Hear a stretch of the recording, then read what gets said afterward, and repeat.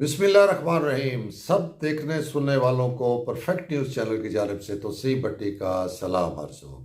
नाज़रीन, आज एक दफ़ा फिर हम आपके सामने बहुत सी अहम ख़बरों के साथ हाज़िर हुए हैं। बड़ी एक्सक्लूसिव कुछ ख़बरें हैं जिसके बारे में हम आपको तफसील से बताएंगे। सबसे पहले नाज़रीन हम बात करते हैं, बहावलपुर में एक बड़ी जो सी है वो ब्यूरोक्रेट की तब्दीली हुई है। कमिश्नर बहावलपुर जो नादिर चट्टा साहब थे वो तब्दील हो चुके हुए हैं, उनका ट्रांसफ़र हो गया है और उनकी जगह के ऊपर मैडम जो सी हैं मुसर्रत जबी साहबा, इनको कमिश्नर बहावलपुर तैनात किया गया है। ये पहले स्पेशल सेक्रेटरी थी पंजाब कोऑपरेटिव डिपार्टमेंट की और वहाँ से इनको तब्दील करके अब बहावलपुर में कमिश्नर बहावलपुर की सीट के ऊपर जो है वो तैनात कर दिया गया है। तो नादिर चट्टा साहब ने भी काफ़ी टाइम यहाँ पर गुजारा, बड़ी ही खामोशी के साथ ही तकरीबन उन्होंने ये वक्त गुजारा, क्योंकि जब से उनकी पोस्टिंग यहाँ बहावलपुर में हुई थी तो हमें यही इतलात मिल रही थी उनके कुलीग से, उनके मातहतों से, उनके ऑफिस के लोगों से और कुछ सियासी लोगों से भी कि वो शायद कोई बहुत ज़्यादा मुतमिन या खुश नहीं है बहावलपुर में पोस्टिंग से, और वो बारहा ट्राई कर चुके कि उनकी दोबारा पोस्टिंग उनसी है वो तख्त लाहौर में हो जाए। जी नाजरीन, ये भी ऐसा भी होता है। ज़्यादातर तो जो अफसरान बहावलपुर में आते हैं वो बहुत खुश होते हैं, उनको ये शहर बहुत पसंद आता है, उनको यहाँ का माहौल और यहाँ के लोग बहुत अच्छे लगते हैं और वो बहुत ही जिसे कहें कि दिल जमी के साथ इस इलाके में जो सा अपना वक्त गुजारते हैं और उनको बहुत इज़्ज़त भी मिलती है। और फिर बाज़ औक़ात तो ये भी होता है कि जो अफसरान दूर दराज से आते हैं, बेशक वो अपर पंजाब से आएँ या सिंध से आएँ या किसी और सूबे से आएँ, तो उनका वापस जाने को भी दिल नहीं करता। तो ऐसा भी होता है, लेकिन कुछ अफसरान ऐसे भी होते हैं जो इसको शायद काला पानी की सज़ा समझते हैं, क्योंकि उनका जो जहन, दिल, दिमाग और जिस्म जो होता है वो अपने जो है वो इलाके के साथ जुड़ा होता है। तो नादिर चट्टा साहब भी शुरू से ही कोई थोड़े से जिसे कहें कि अनकम्फर्ट से यहाँ पर रहे और बहरहाल अब उनकी ख्वाहिश के मुताबिक उनकी जो एक जुस्तजू थी कि उनकी ट्रांसफ़र हो जाए, उनका ट्रांसफ़र हो गया। मिस मुसर्रत जबी साहबा जो सी हैं उनकी तैनाती हो गई। मैडम साहबा के बारे में जो हमें अभी तक की इंफॉर्मेशन मिली है, बहुत ही शफीक किस्म की खातून है, बहुत ही जिसे कहें कि रहमदिल किस्म की खातून है और बड़ी ही दिलजमी से अपने जो सी हैं वो फ़राइज़ को सर अंजाम देती हैं। और उनके जो कुलीग्स जिनसे हमने मालूमात ली, उनका कहना था कि ये बहावलपुर के लिए जो है ये एक अच्छी पोस्टिंग होगी, साबित होगी और ये मैडम साहबा जो सी हैं ये बहावलपुर और बहावलपुर की आवाम के लिए ज़रूर कुछ बेहतर और नया करेंगी। तो हम वेलकम कहते हैं मैडम मुसर्रत जबी साहबा को। अभी उन्होंने आज की तारीख में चार्ज नहीं लिया, यही मालूम हुआ है कि शायद वो बरोज़ सोमवार को आकर अपने ओहदे का चार्ज संभालेगी।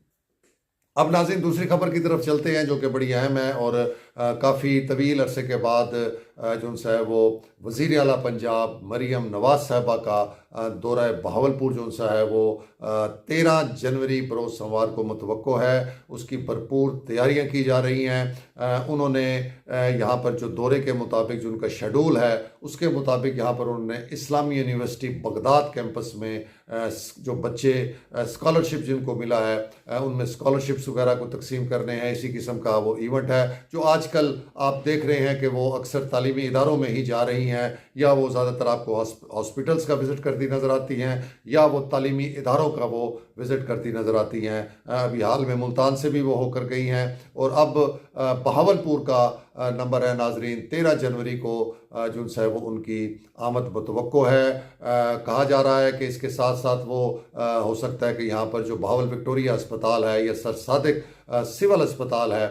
उसका दौरा भी वो कर सकती हैं। कुछ प्रोजेक्ट्स हैं जो मुकम्मल हो गए हैं, जिसमें कुछ हाईवे के हैं, कुछ बिल्डिंग्स के हैं, तो उसका इफ्तिताह भी जो सा है वो भी कहा जा रहा है कि मुतवक्को है, लेकिन अभी कंफर्म शेड्यूल इस हवाले से नहीं है। बहरहाल जो उनका मेजर जो इवेंट है वो इस्लामी यूनिवर्सिटी बहावलपुर में है। तो नाजरीन, इस्लामी यूनिवर्सिटी बहावलपुर के आप समझे कि भाग शायद खुलने जा रहे हैं कि बहरहाल इतनी मुश्किलात और इतनी मुसीबतों और इतने कठिन मराहल के बाद इतने बड़े तवील सफ़र तय करके ये यूनिवर्सिटी जो सी है इसके जो हालात हैं वो हम आपको बारहा बता चुके हैं कि जो कुछ इसके साथ नाइंसाफ़ियाँ हुई हैं, जो कुछ इसकी साख को जिस तरह तबाह किया गया है और ये इस वक्त जो माशी लिहाज से कितनी जिसे कहें मसाइल का शिकार है, तनख्वाहें नहीं मिल रही, आप यूँ समझे कि बिल्कुल ही हालात जो से हैं वो बेहतर नहीं हैं और बहुत ही धक्के के साथ सिस्टम को चलाने की कोशिश की जा रही है। और दूसरा, इस यूनिवर्सिटी में नाज़रीन आपको पता है कि रेगुलर वाइस चांसलर्स की तैनाती जो सी है वो अभी तक नहीं हो सकी, वो भी खटाई में पड़ी हुई है। एक तरफ उसकी जो सी है तैनाती के लिए दोबारा ऐड आ गई, उसमें तमाम जो सी हैं वो एप्लीकेशंस जमा हो गई, अब स्क्रूटनी का अमल शायद होने जा रहा होगा। लेकिन दूसरी तरफ ही मामला जो है वो हाई कोर्ट में चैलेंज किया गया है, उसकी समाअत भी 13 जनवरी को ही इत्तफाक से होने जा रही है कि वहाँ पर क्या उसका जो है वो फैसला होता है और क्या उसकी सूरत हाल बनती है। लेकिन बहरहाल अभी फ़िलहाल ये यूनिवर्सिटी जिन हालात और मसाइल का शिकार है वो इंतहाई संजीदा मसाइल हैं, बहुत ही बुरे हालात हैं इस टाइम यूनिवर्सिटी के माशी लिहाज से, बहुत जिसे कहें कि वो गिर चुकी हुई है। कोई भी मामला उनका जो है फिनंशियल वो सही नहीं चल रहा, तनख्वाहों का मामला हो या पेंशनों का मामला हो या दीगर कोई भी जो ऐसे मामला जो फिनांस से रिलेट करते हैं, उनके प्रोजेक्ट्स हैं जो साल साल से अब 1.5-2 साल से रुके हुए हैं, करोड़ों रुपए के अरबों रुपए के प्रोजेक्ट्स हैं नाजरीन जो शुरू किए गए थे, लेकिन फिर एक जिसे कहें कि वो एक गलत तरीके से एक स्कैंडल के ज़रिए इसको स्कैंडलाइज किया गया, हालात ख़राब किए गए और इसकी साख को मुतासर किया गया, जिसकी वजह से इसका जो रेवेन्यू का मेन सोर्स था एडमिशन, उस पर इंतहाई मनफी असरात मुरतब हुए। और ये अब बताया जा रहा है कि जो यूनिवर्सिटी तकरीबन 65-70 हज़ार जो है वो स्टूडेंट्स के ऊपर चल रही थी, अब इस वक्त जो है 35 से 40 हज़ार स्टूडेंट्स जो है उसके ऊपर आ चुकी हुई है। तो इतना बड़ा जिसे कहें कि वो गैप और इतना बड़ा जो फ़र्क स्टूडेंट्स की एडमिशन और उनकी तादाद में वो पड़ चुका है और यही मेन सोर्स होता है इनकम का। तो लिहाजा आमदन का ज़रिया बिल्कुल कोई नहीं रह गया, वो बहुत शॉर्ट हो गया है, मुलाजमीन बहुत ज़्यादा हो चुके हुए हैं, भर्तियाँ बहुत हुई और इसकी वजह से अब जो है वो तनख्वाहों का बहुत बड़ा इशू हुआ है। कभी हाफ तनख्वाह दी जाती है, कभी 25% तनख्वाह दी जाती है। इस तरीके से ये वक्त जो है ये इस यूनिवर्सिटी का गुजर रहा है। ना हुकूमत को ख्याल है, ना ही जो हायर एजुकेशन कमीशन है उसकी को इसके ऊपर तवज्जो है। अब खुशकिस्मती से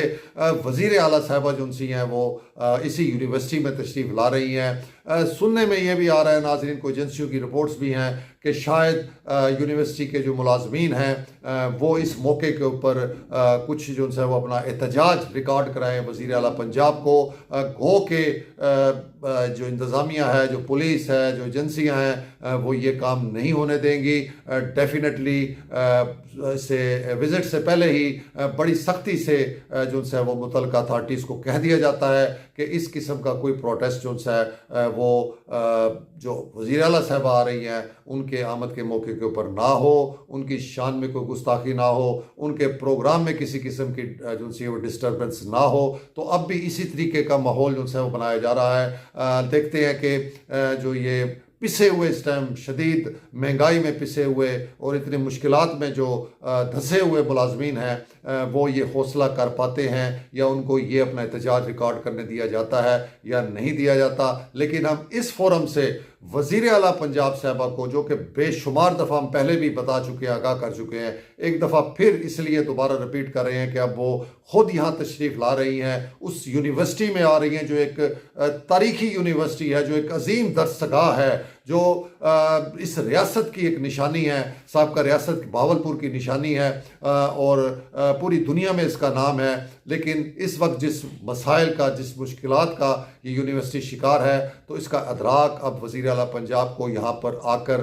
होना चाहिए। यहाँ के जो वाइस चांसलर साहब हैं, यहाँ के जो दीगर सीनियर जो प्रोफेसर साहबान हैं, उनके भी ये फ़राइज़ में शामिल है कि वो इस मौके का फ़ायदा उठाकर वज़ीर आला साहबा को इसकी सूरत हाल के बारे में बताएं, इसके मसाइल से आगाह करें, ताकि मौके के ऊपर वज़ीर आला साहबा कोई इस यूनिवर्सिटी के जो हालात हैं, जो मुश्किलात हैं, उसका मदावा कर सकें, कोई ऐसे अहकामात जारी कर सकें, कोई इतने फंडिंग इसको दे सकें और इसमें रेगुलर वाइस चांसलर की तैनाती के लिए कोई फौरी इकदाम उठा सकें और इस यूनिवर्सिटी के कोई भाग खुल जाए और इसके मसाइल जो उनसे हैं वो हल होने की जानिब जो उनसे हैं वो आएँ। तो ये देखना है नाजरीन 13 तारीख को इस विज़िट के बाद क्या इस यूनिवर्सिटी के हालात को तब्दील होते हैं, क्या CM पंजाब जो उनसे हैं वो इस यूनिवर्सिटी के जो इतने बुरे माशी हालात हैं उसका नोटिस लेती हैं और इसके लिए कोई इकदाम जो उनसे हैं वो उठाती हैं, या ये विज़िट जो सा है ये पिछले विज़िट्स की तरह, साबका दौरों की तरह, जो साबका वज़ीर आला या साबका वज़ीर आज़म इधर दौरा करके सिर्फ अपना इवेंट करके चले गए, ये भी दौरा उसी तरह का दौरा जो सा वो रहता है और इस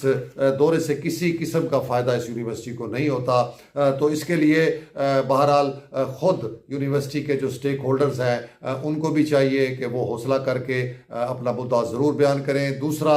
जो यहाँ के वुज़रा, MNA, MPAs हैं, उनके लिए भी ये मौका है कि वो इस यूनिवर्सिटी के जो मामलात हैं उसको उजागर करें, अपने मामलात, अपने मफादात, अपने जो जिसे कहें कि उनके इश्यूज़ होते हैं उनको एक साइड पर रखें और इस यूनिवर्सिटी का सोचें। तो हम तवक्को करते हैं कि ये दौरा इस यूनिवर्सिटी के लिए जो सा है वो एक अच्छा दौरा साबित होगा। दूसरी खबर नाज़रीन हम आपको बताते हैं कि पंजाब के तकरीबन 26-27 एक्सियंस जो से हैं उनकी प्रमोशन का केस जो सा है वो बोर्ड में, प्रमोशन कमेटी जो होती है, बोर्ड होती है, उसमें रखा गया था। ये नवंबर 2024 को ये बोर्ड हुआ नाजरीन, जिसमें पंजाब के हाईवे और बिल्डिंग से ताल्लुक़ रखने वाले 26-27 जो एक्सियंस थे, सीनियर एक्सियंस थे, उनकी प्रमोशन के केस रखे गए। तो उसके हवाले से नाजरीन अब जो फैसला डिपार्टमेंट की तरफ से, बोर्ड की तरफ से है, वो सामने आ गया है। इसी महीने 6 जनवरी को जो सा ये फैसला किया गया है, जिसके मुताबिक नाजरीन तकरीबन 11 जो एक्सियंस हैं उनकी प्रमोशन केसेस को मुस्तरद कर दिया गया। जी नाज़रीन, रिजेक्ट कर दिया गया है, जिसमें से अक्सरियत एक्सियंस जो से हैं वो करप्शन की वजह से उनके ऊपर मुकदमात जो से हैं एंटी करप्शन के वो दर्ज थे, जिसकी वजह से उनके केसेस जो से हैं उनको मुस्तरद किया गया है। उनमें नाज़रीन जिनके केसेस मुस्तरद हुए हैं उनमें एक्सियंस शाहिद मंजूर, मोहम्मद उस्मान, हमायूं सरवर, बदर सुल्तान, साद सैमा राजा, आमिर महमूद शाह, शबीर अहमद, मोहम्मद समद अख्तर, मोहम्मद नवीद, फ़र्ख मुमताज़ वड़ैच और मोहम्मद एजाज साहब शामिल हैं। इनमें से 2-3 ऐसे हैं जिनकी कोई सालाना कारकर्दगी रिपोर्ट का मसला था, उसकी वजह से जो है उनकी प्रमोशन नहीं की गई, जिनमें फ़र्ख मुमताज़ और मोहम्मद एजाज साहब शामिल हैं। जबकि बाकी तकरीबन सारे ही ऐसे एक्सियन हैं जिनको मुस्तरद किया गया है, उनके खिलाफ जो है वो एंटी करप्शन में मुकदमात दर्ज थे। इस वजह से जो है उनको जो है वो प्रमोट नहीं किया गया, उनके केसेस डेफर किए गए हैं। और इसमें नाज़रीन हमारे बहावलपुर के हाईवे के जो एक्सियन हैं फ़र्ख मुमताज़ साहब, जिनके हवाले से हम बारहा इस फोरम पे भी बता चुके हैं कि वो मौसूफ कुछ तक कई सालों से बहावलपुर में सीटों पर बरजमान है, और ना सिर्फ वो एक्सियन हैं बल्कि उनके पास 1 साल से ज़्यादा अरसा हो गया कि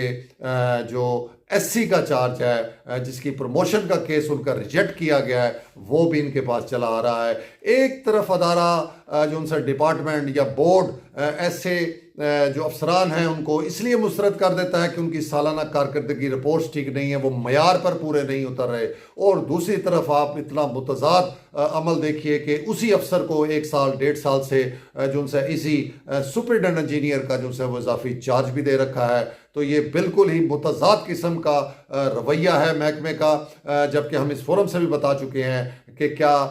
और कोई आला अफसर, कोई एक्सियन या एससी जो सा है वो पंजाब में इस काबिल नहीं है कि उसको यहाँ पोस्ट किया जाए। एक ही अफसर को एक सीट के ऊपर मुसलसल साल साल से बिठाए रखना और उसको फिर एक इजाफी चार्ज देकर जो सा वो नवाजना, ये भी तो फिर एक जिसे कहें कोई इंसाफ का तकाजा नहीं है। ये भी कोई सेक्रेटरी कम्युनिकेशन जो लाहौर पंजाब तख्ते लाहौर के बैठे हैं, ये कोई उनका जो सा ये मेरिट का फैसला नहीं है। उनको ये सोचना चाहिए। और इसके ऊपर अब जबकि बोर्ड ने उनका केस मुस्तरद कर दिया है कि वो इस ओहदे के काबिल नहीं है, तो इनको भी फौरी तौर पर ना सिर्फ इनसे ये ओहदा एससी का वापस लिया जाए बल्कि इनको ट्रांसफ़र भी करना चाहिए और किसी और एक्सियन को मौका देना चाहिए कि वो यहाँ आकर अपनी जो सी है वो ड्यूटियाँ संभाल सके और सर्विसेज अपनी जो सी है वो कर सके। तो देखते हैं कि इसके बाद जो सा है वो जो सेक्रेटरी साहब हैं CNW पंजाब के, वो क्या फ़ैसला करते हैं। लेकिन उनके फ़ैसले होते बड़े अजीब हैं नाजरीन। इसी तरह की एक मिसाल और है कि SC बिल्डिंग थे यहाँ पर, अनवर आदिल साहब अभी कुछ अर्सा पहले ही उनको जो सा उनके खिलाफ कमिश्नर बहावलपुर ने एक तवील जो सा उनके खिलाफ एक लेटर लिखा था जिसमें उनके खिलाफ पीडा एक्ट के तहत कार्रवाई का जो सा वो मुतालबा किया गया था। लेकिन कमिश्नर के जो डिवीजन का हेड है, जिसने बड़े सॉलिड वजूहात की बिना के ऊपर जो सा वो एक इनका केस बना के भेजा था, उसको भी एक साइड पर रख दिया गया और मौसूफ जो सेक्रेटरी CNW इस टाइम तख्ते लाहौर के हैं, उन्होंने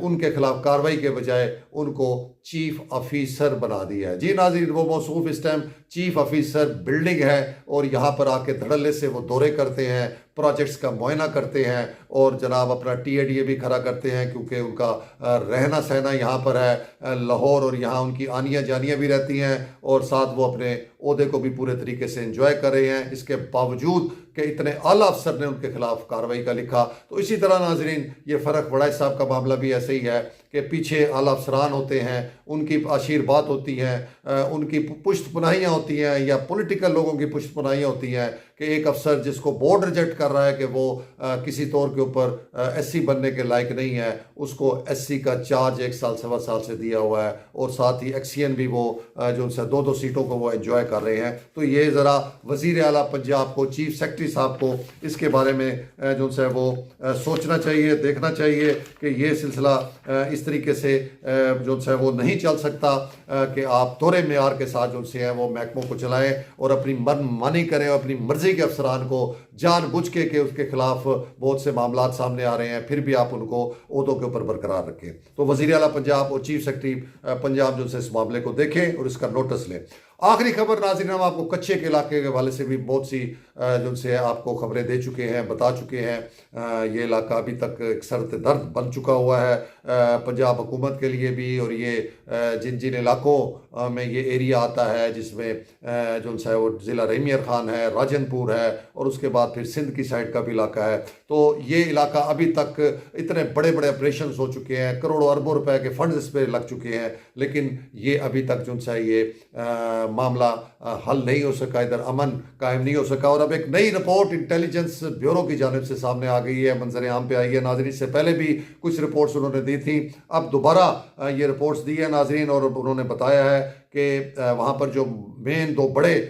डाकुओं के गैंग हैं, शर गैंग और ईंधन गैंग, ये प्लानिंग कर रहे हैं नाजरीन। इनका कोई एक साथी डाकू तारिक था जिसको पुलिस की जानिब से जो है वो